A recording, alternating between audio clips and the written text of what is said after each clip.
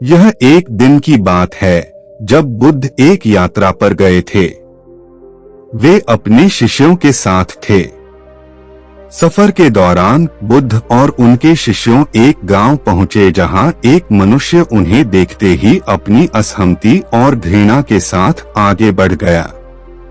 इस प्रकार उसने बुद्ध को अपमानित किया, उन्हें अश्लील शब्दों में निंदा की और उन्हें बदमाश कहा। हालांकि बुद्ध उसके वचनों पर कोई प्रतिक्रिया नहीं दिए और खामोश रहे। उसके बाद वे वहां से चले गए। बुद्ध के एक शिष्य ने इस संगत को पूछा, गुरुदेव, वह आपको अपमानित करने की क्या वजह थी? क्यों आपने कोई प्रतिक्रिया नहीं दी?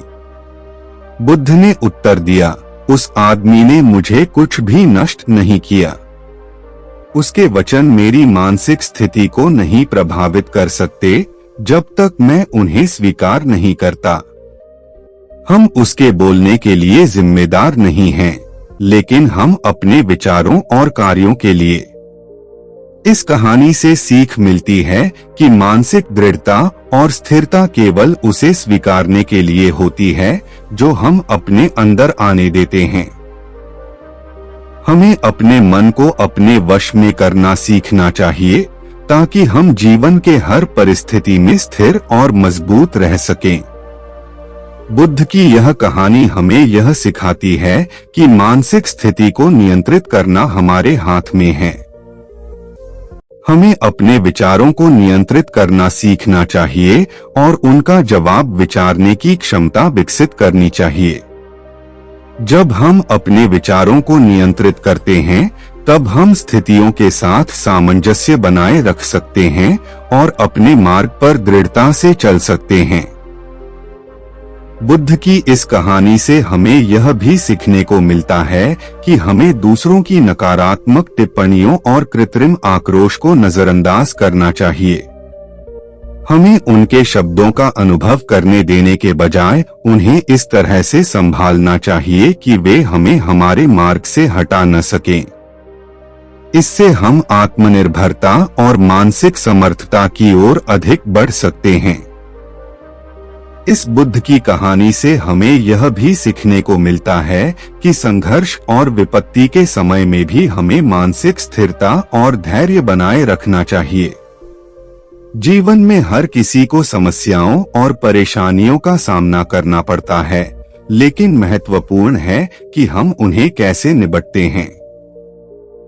बुद्ध की यह कहानी हमें यह सिखाती है कि हमें स्थिति के प्रति सकारात्मक दृष्टिकोण बनाए रखना चाहिए और हमें स्थिति को बदलने की शक्ति और सामर्थ्य भी होना चाहिए। आत्मसंयम, ध्यान और प्रेम के माध्यम से हम अपने मानसिक शक्ति को विकसित कर सकते हैं। जब हम मानसिक दृढ़ता और स्थिरता के साथ समस्याओं का सामना करते हैं, तो हम अपने जीवन को सफलता और सुख की दिशा में बढ़ा सकते हैं। इस प्रकार हम बुद्ध के उपदेशों से प्रेरित होते हुए अपने जीवन को समृद्धि और खुशियों से भर सकते हैं। जब हम अपने मन की शक्ति को पहचानते हैं और उसे प्रयोग करते हैं, तो हम अपने जीवन में आने वाली हर चुनौती का सामना करने में सफल हो सकते हैं। ध्यान और समाधान के माध्यम से हम अपने अंतर्मन को शांति और स्थिरता में ले जा सकते हैं। इस तरह हम स्वयं को मानसिक रूप से मजबूत बना सकते हैं और हर परिस्थिति में सामर्थ्य और संतुलन की स्थिति में रह सकते हैं।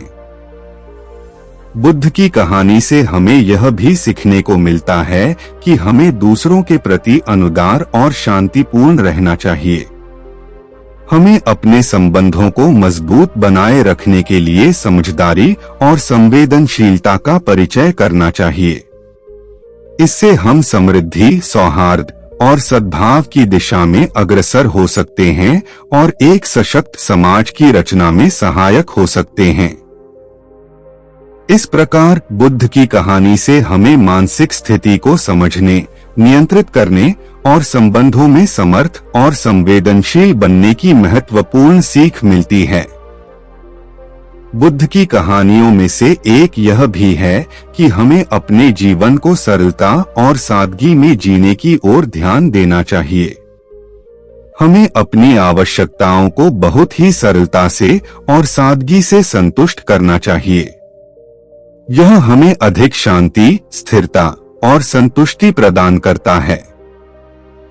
इसके अलावा हमें अपने भविष्य के चिंतन में अधिक परिणामशीलता और साधनात्मक दृष्टिकोण देना चाहिए, जिससे हम अपने लक्ष्यों को प्राप्त करने के लिए पूरी तरह से समर्थ हो सकें।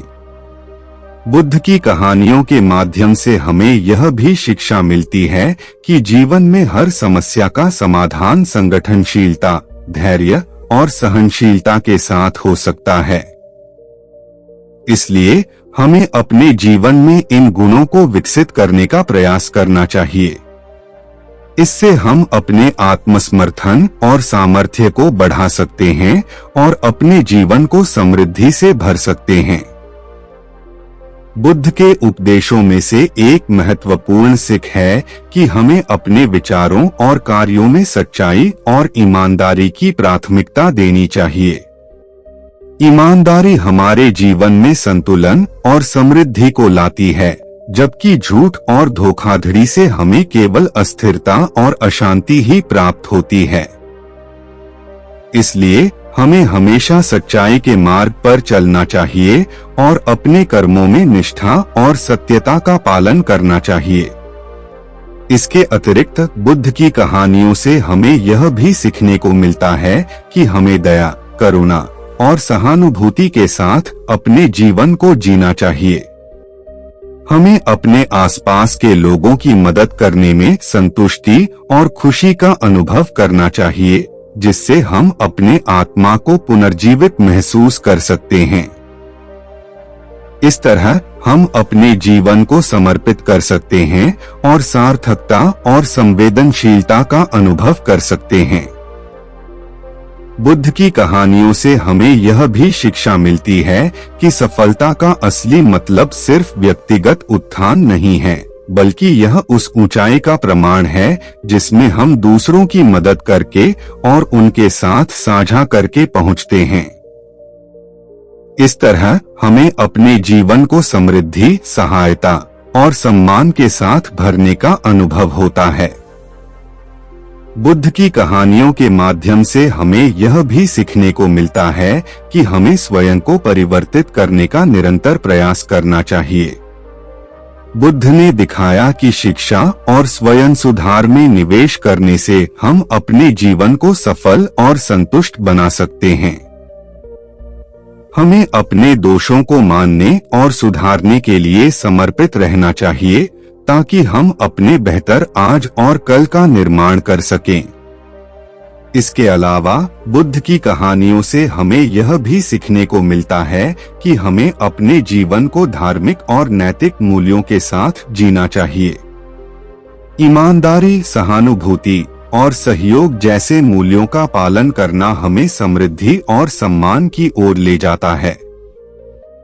इस तरह हम समाज में सकारात्मक परिवर्तन का एक सकारात्मक योगदान कर सकते हैं।